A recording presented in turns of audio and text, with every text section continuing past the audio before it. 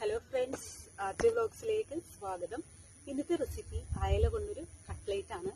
നമ്മളെല്ലാവരും സാധാരണ veg, chicken, beef പലതരത്തിലുള്ള കട്ട്ലേറ്റുകൾ തയ്യാറാക്കാറുണ്ട് അല്ലെ. വളരെ വ്യത്യസ്തമായിട്ടുള്ള അയല കട്ട്ലേറ്റ് എങ്ങനെയാണ് തയ്യാറാക്കുന്നതെന്ന് നോക്കാം.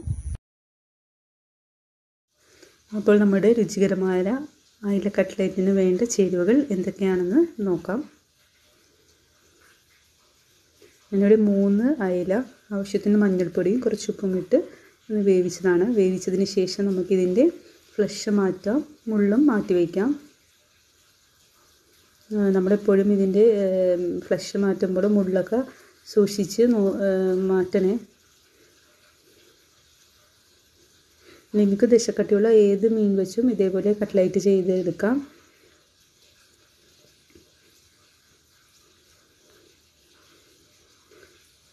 അങ്ങനെ ഞാൻ മീനിൻ്റെ മുള്ളൊക്കെ മാറ്റി വെച്ച് ഫ്ലഷ് വേറെ മുള്ള് വേറെ ആയിട്ട് മാറ്റി വെച്ചിട്ടുണ്ട്.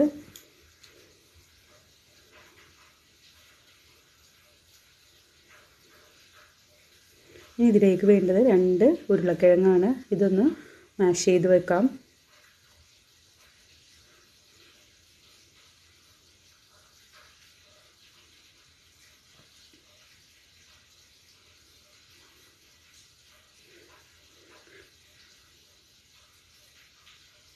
ഇനി നമ്മുടെ അയല കട്ട്ലേറ്റിന് ആവശ്യമായ ചേരുവകൾ: അയലയുടെ മുള്ളെല്ലാം മാറ്റി മീറ്റ് മാത്രം, പിന്നെ ഉരുളക്കിഴങ്ങ്, ഒരു 2 സവോള, റസ്ക് പൊടി, 2 വലിയ പച്ചമുളക്, ഇഞ്ചി, വെളുത്തുള്ളി, മഞ്ഞൾപ്പൊടി, മുളക് പൊടി, പിന്നെ 2 മുട്ടയുടെ വെള്ള, മസാലപ്പൊടി.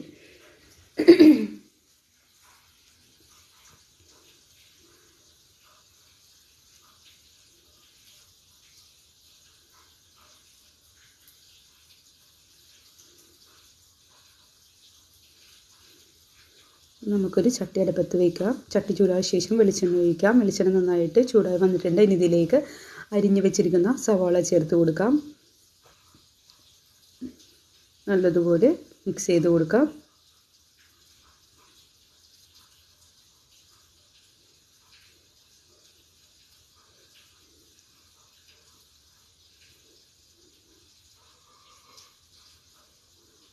സവാള നല്ലതുപോലെ വഴന്ന് കിട്ടുന്നതിന് വേണ്ടി നമുക്കൊരു 1/2 ടീസ്പൂൺ ഉപ്പ് ചേർത്ത് മിക്സ് ചെയ്യാം.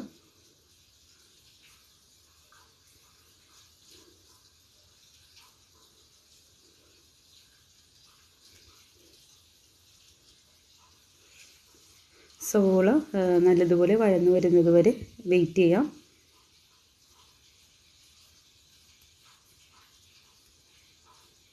ഇനി ഇതിലേക്ക് അരിഞ്ഞു വെച്ചിരിക്കുന്ന പച്ചമുളക്, ഇഞ്ചി, വെളുത്തുള്ളി ചേർത്ത് കൊടുക്കാം. നന്നായിട്ട് മിക്സ് ചെയ്യാം.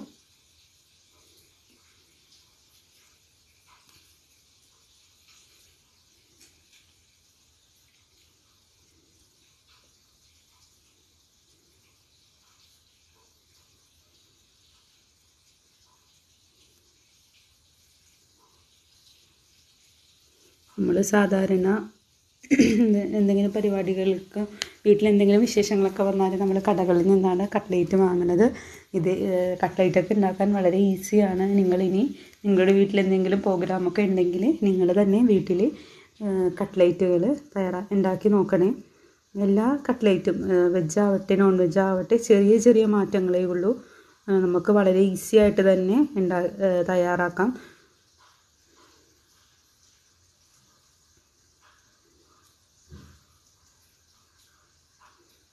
സവാള നല്ലതുപോലെ വഴന്ന് വന്നിട്ടുണ്ട്. ഇനി ഇതിലേക്ക് നമുക്ക് പൊടികൾ ചേർത്ത് കൊടുക്കാം. 1/4 ടീസ്പൂൺ മഞ്ഞൾപ്പൊടി ചേർത്ത് നല്ലതുപോലെ ഇളക്കി കൊടുക്കാം. മഞ്ഞൾപ്പൊടി ഞാൻ ഇത്തിരി കൂടുതൽ ഇടുന്നുണ്ട്.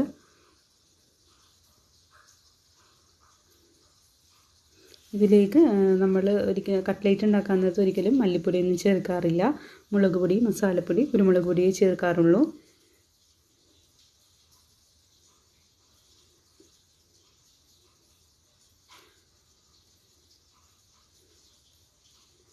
ഇനി ഇതിലേക്ക് 1 ടീസ്പൂൺ മീറ്റ് മസാല ചേർത്ത് കൊടുക്കാം. നിങ്ങളുടെ കയ്യിൽ മീറ്റ് മസാല ഇല്ല എങ്കിൽ ഗരം മസാല ആണെങ്കിലും ചേർത്താൽ മതി. എൻ്റെ കയ്യിൽ ഗരം മസാല ഇല്ലാഞ്ഞതുകൊണ്ടാണ് ഞാനിവിടെ മീറ്റ് മസാല ചേർത്ത് കൊടുക്കുന്നത്.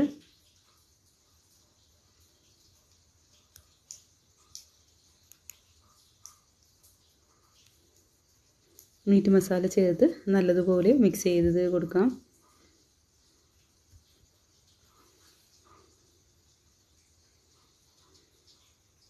മീറ്റ് മസാലയുടെ പച്ചമണം മാറുന്നത് വരെ നല്ലതുപോലെ വഴറ്റിയെടുക്കാം. ഇനി ഇതിലേക്ക് 1 ടീസ്പൂൺ കുരുമുളക് പൊടി ചേർത്ത് കൊടുക്കാം.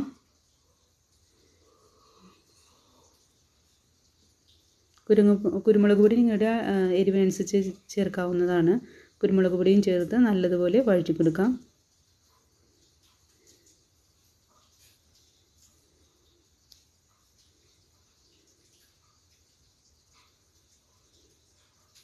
ഇനി ഇതിലേക്ക് ഒരു 1.5 ടീസ്പൂൺ മുളക് പൊടി ചേർത്ത് കൊടുക്കാം. മുളക് പൊടി ചേർത്ത് നല്ലതുപോലെ മിക്സ് ചെയ്ത് കൊടുക്കാം. ഇനി ഈ പൊടികളുടെ എല്ലാം പച്ചമണം മാറുന്നത് വരെ നല്ലതുപോലെ വഴറ്റിയെടുക്കാം.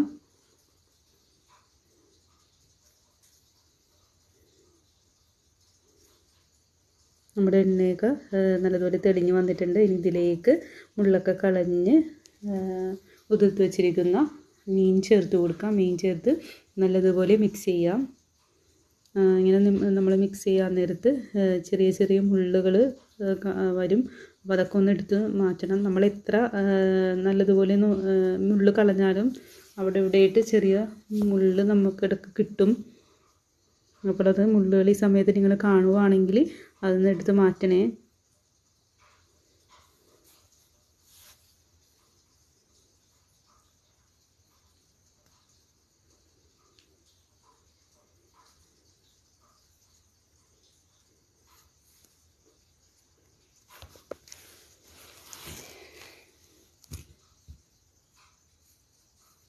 ഇതേപോലത്തെ ചെറിയ ചെറിയ റെസിപ്പിയുമായി എല്ലാ ദിവസവും ഞാൻ വരുന്നതാണ്. നിങ്ങൾക്ക് ഇഷ്ടമായാൽ എൻ്റെ ചാനൽ സബ്സ്ക്രൈബ് ചെയ്യണേ, ലൈക്ക് ചെയ്യണേ, അഭിപ്രായങ്ങൾ കമൻറ്റ് രൂപത്തിൽ അറിയിക്കണേ. ഇനി വേവിച്ചുടച്ച് വെച്ചിരിക്കുന്ന ഉരുളക്കിഴങ്ങ് ചേർത്ത് നല്ലതുപോലെ ഒന്ന് മിക്സ് ചെയ്തെടുക്കാം. ഈ സമയത്ത് നമുക്ക് തീ ഓഫ് ചെയ്യാം. ഉരുളക്കിഴങ്ങ് നല്ലതുപോലെ അരിയുമായിട്ട് മിക്സ് ചെയ്ത് കൊടുക്കാം. നല്ലോണം പ്രസ് ചെയ്ത് കൊടുക്കാം. ഉരുളക്കിഴങ്ങിൻ്റെ കട്ടകൾ പോലെ എന്തെങ്കിലുമൊക്കെ ഉണ്ടെങ്കിൽ ഈ സമയത്ത് നല്ലതുപോലെ നമുക്ക് സ്പൂൺ കൊണ്ട് ഉടച്ചു കൊടുക്കാം.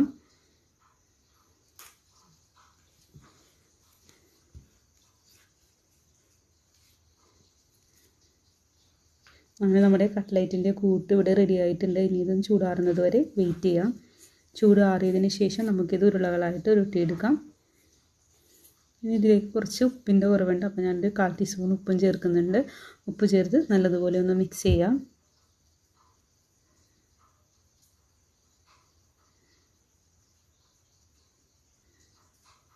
ഈ സമയം നിങ്ങളുടെ കയ്യിൽ മല്ലിയില ഉണ്ടെങ്കിൽ മല്ലിയിലയും കുറച്ച് അരിഞ്ഞത് ചേർത്താൽ നല്ലതാണ്.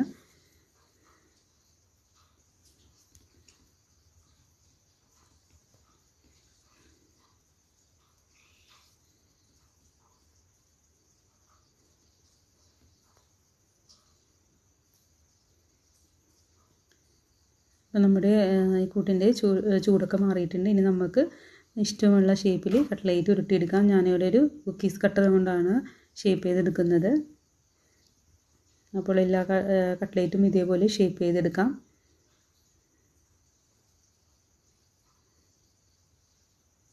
എല്ലാ കട്ട്ലൈറ്റും ഞാനിപ്പോൾ ഷേപ്പ് ചെയ്ത് വെച്ചിട്ടുണ്ട്. ഇനി നമ്മുടെ മുട്ടയുടെ വെള്ളം ഒന്ന് നന്നായിട്ടൊന്ന് പതപ്പിച്ചെടുക്കാം. ഇനി നമ്മുടെ ഒരു കട്ട്ലേറ്റ് മുട്ടയുടെ വെള്ളയിൽ മുക്കി ശേഷം ബ്രെഡ് ക്രംസിലൊന്ന് നന്നായിട്ട് പൊതിയാം. എല്ലാ കട്ട്ലേറ്റും ഇതേപോലെ ചെയ്തെടുക്കാം. പൊട്ടിപ്പോവാതെ വേണം നമ്മൾ ബ്രെഡ് ക്രംസിൽ ഇട്ട് കൊടുക്കുമ്പോൾ പൊട്ടിപ്പോവാതെ സൂക്ഷിക്കണേ. എല്ലാ കട്ട്ലേറ്റും ഇതേപോലെ തന്നെ ചെയ്തെടുക്കാം.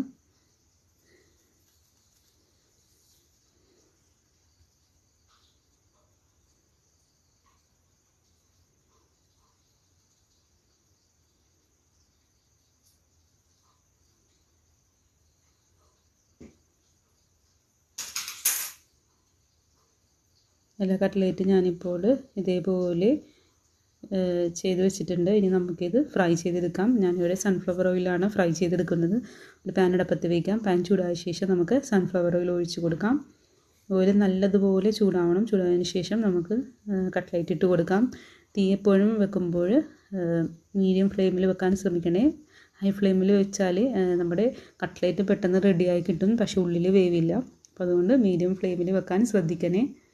അങ്ങനെ നമ്മുടെ ആദ്യത്തെ കട്ട്ലേറ്റ് ഇവിടെ റെഡി ആയിട്ടുണ്ട്. കോരി മാറ്റാം. ഇതേപോലെ തന്നെ എല്ലാ കട്ട്ലേറ്റും പൊരിച്ചെടുക്കാം.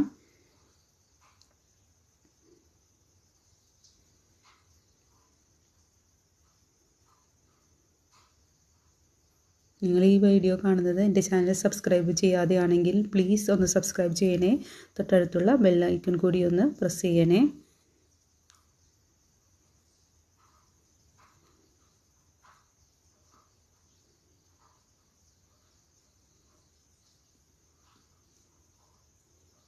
ഇനി എല്ലാ കട്ട്ലേറ്റും ഇവിടെ റെഡി ആയിട്ടുണ്ട്. ഇതൊരു സർവിങ് ഡിഷിലേക്ക് മാറ്റാം. എല്ലാവരും ഈ കട്ട്ലേറ്റ് തയ്യാറാക്കി നോക്കണേ. Thank you.